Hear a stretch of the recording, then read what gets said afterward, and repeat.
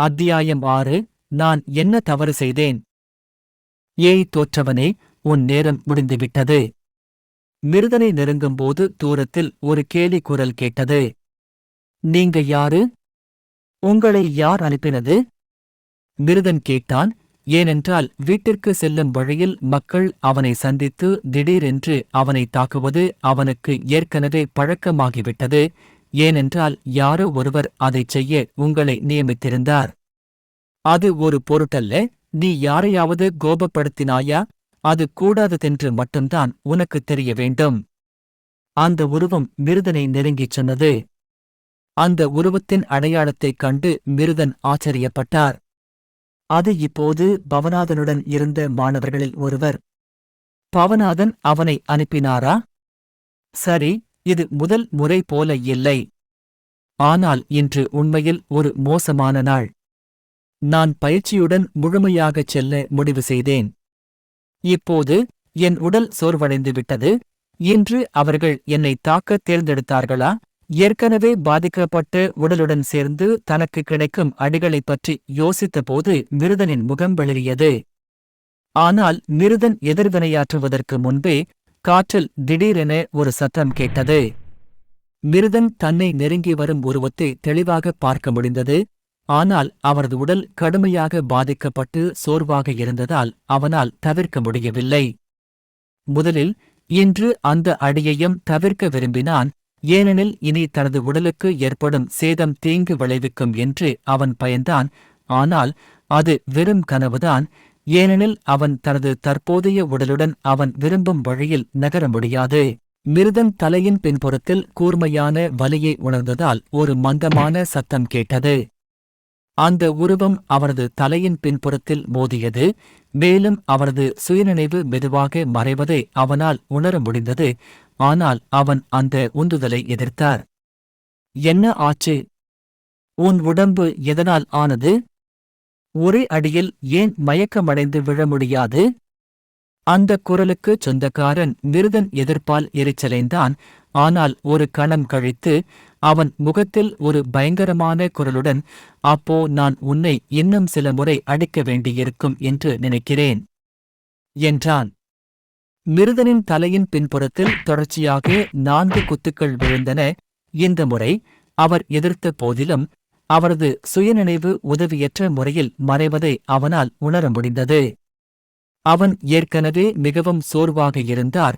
இப்போது அவன் மீதான இந்த திடீர் தாக்குதல் அவரது தற்போதைய சுயத்தால் கையாள முடியாத அளவுக்கு அதிகமாக இருந்தது. ஒரு திறமை கொண்ட ஒருவரிடமிருந்து 5 அடிகள் வந்தபோதும் அவன் தனது சுயநினைவைப் பேணி வந்தார் என்பது ஒரு அதிசயம். அடப்பாவி! ஏன் கூடுதல் வேலை செய்ய வைக்கிறாய் என்று மிருதனின் மயக்கமடைந்த உடலை தூக்கிச் செல்ல குனிந்தபடி மாணவன் கூறினான். மிருதன் எதிர்ப்பால் அவன் எரிச்சலைந்தான். அது அவனை அடிக்க இன்னும் கடினமாக உழைக்க வைத்தது. அவனை வீழ்த்த அவன் தன் பலத்தை அதிகரிக்க வேண்டியிருந்தது. அடப்பாவி! அவன் ரொம்ப எடை அதிகமா இருக்கான். என் உடம்பை திறமையா வளர்த்துக்கணும். இப்போ அது நல்லா இருக்கு. இப்போ கொஞ்சம் ஜாலியா இருக்க வேண்டிய நேரம் இது. இதுக்கு என்னை குறை சொல்ல முடியாது. நான் என் வேலையை மட்டும்தான் செஞ்சுட்டு இருந்தேன். மிருதன் மயக்கமடைந்து உடலே தெரியாத ஒரு இடத்திற்கு எடுத்துச் செல்லும்போது முகத்தில் ஒரு பரந்த புன்னகையுடன் ஆண் மாணவர் கூறினார்.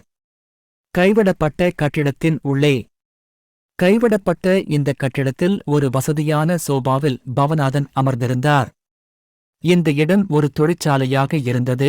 ஒருமுறை விரிசல் ஏற்பட்டபோது விரிசல் சரி செய்யப்பட்ட பிறகு முழு கட்டிடமும் இடிந்து விழுந்தது. அதன் பிறகு உயிர் பிழைத்த தொழிலாளர்கள் தங்கள் வேலையை விட்டு வெளியேற முடிவு செய்தனர். அதனால் கட்டிடம் உரிமையாளர் இல்லாமல் போய்விட்டது. தனக்கு அடி பணியாதவர்களை சமாளிக்க பவநாதன் அவரது குண்டர்களும் அடிக்கடி இங்கு வரவைப்பான். இந்த நேரத்தில் அவருக்கு அருகில் 2 நபர்கள் அமர்ந்திருந்தனர். இன்றைய நிகழ்வுக்காக மட்டுமே அவர் இந்த 2 பெண்களையும் தன்னுடன் அழைத்து வந்திருந்தார். அவர்கள் அவருக்கு பழங்களை ஊட்டிக் கொண்டிருந்த போது ஒவ்வொரு கையிலும் ஒருவர். பவநாதன், இன்னைக்கு எங்களை எதற்காக கூப்பிட்ட? மறுபடியும் அப்படி செய்யணும்னு நீங்க திட்டமிடல இல்லையா? அந்த பெண்களில் ஒருவர் திடீரென்று சொன்னார். பவநாதன் சிரித்துக்கொண்டே, அப்படியானால் நான் அதைத்தான் செய்யப் போகிறேனா? என்றான். உனக்கு உண்மையிலேயே வித்தியாசமான ரசனை இருக்கு.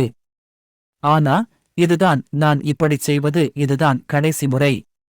கவலைப்படாதே, இது உன் கடைசி முறை என்று நான் உனக்கு உறுதியளிக்கிறேன். பவநாதன் சிரித்துக்கொண்டே தன் வலது பக்கத்தில் இருந்த பெண்ணிடம் சொன்னான். இடது புறத்தில் இருந்த பெண் திடீரென்று, நீ என்ன சொல்ற? இவ்வளவு நேரமா நாங்க இதையே பண்ணிட்டு இருக்கோம்ல? ஏன் திடீர்னு உன் மனதை மாற்றிக்கிட்ட? என்று சத்தமாக கேட்டாள். வலது புறத்தில் இருந்த பெண் சிறிது நேரம் அமைதியாக இருந்து, நான் இதை மீண்டும் செய்ய விரும்பவில்லை என்று பேசினாள். நாங்கள் முடிக்கும் ஒவ்வொரு முறையும் எனக்கு கனவுகள் வந்து கொண்டே இருக்கின்றன. அவள் கடைசி பகுதியை கிட்டத்தட்ட கிசுகிசுக்கும் வகையில் தாழ்ந்த குரலில் சொன்னாள். பவநாதனின் கவனம் வேறு எங்காவது இருந்ததால் இதை கேட்கவில்லை. கட்டிடத்திற்குள் ஒரு உருவம் கொண்டு செல்லப்படுவதை அவரால் பார்க்க முடிந்தது. அந்த நேரத்தில் அவரது முகத்தில் ஒரு பரந்த புன்னகை இருந்தது. பின்னர் அவர் எழுந்து நின்று 2 பெண்களிடம் பேசினார். வேலை செய்ய வேண்டிய நேரம் இது. பெண்கள் திரும்பி பார்த்தபோது ஒரு நபர் உள்ளே அழைத்துச் செல்லப்படுவதை பார்த்தார்கள்.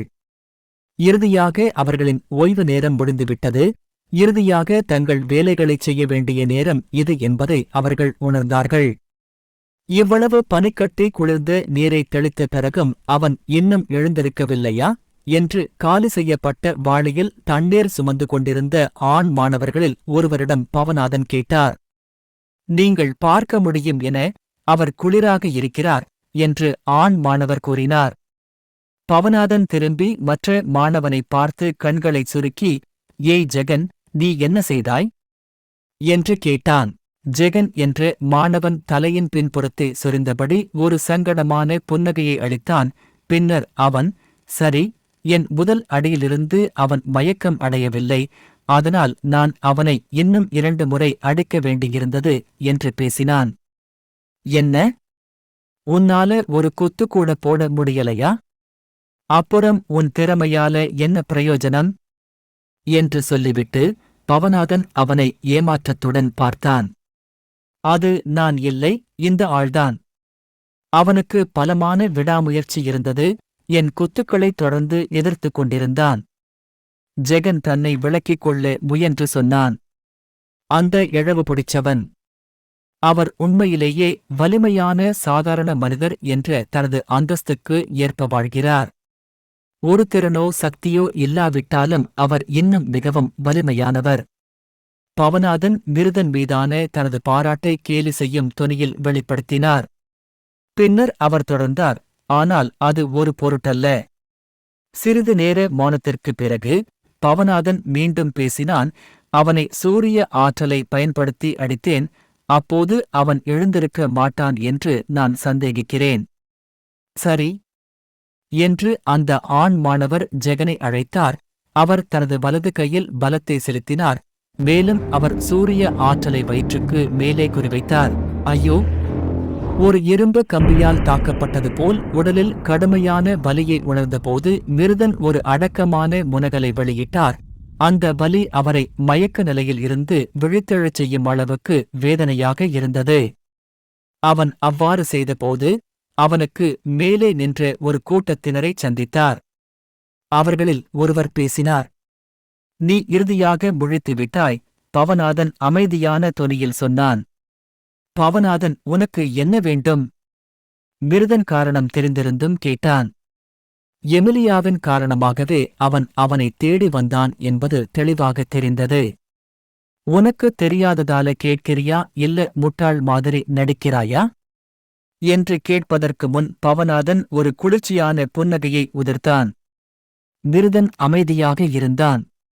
அவர் சொன்னது சரிதான், அவருக்கு ஏற்கனவே தெரியும், அதனால் அவர் ஊமையாக நடிக்க வேண்டிய அவசியமில்லை.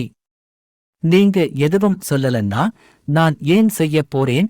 உனக்கு என்ன செய்யப் போறேன்னு உனக்கு புரியும்னு நான் யூகிக்கத்தான் முடியும், சரியா?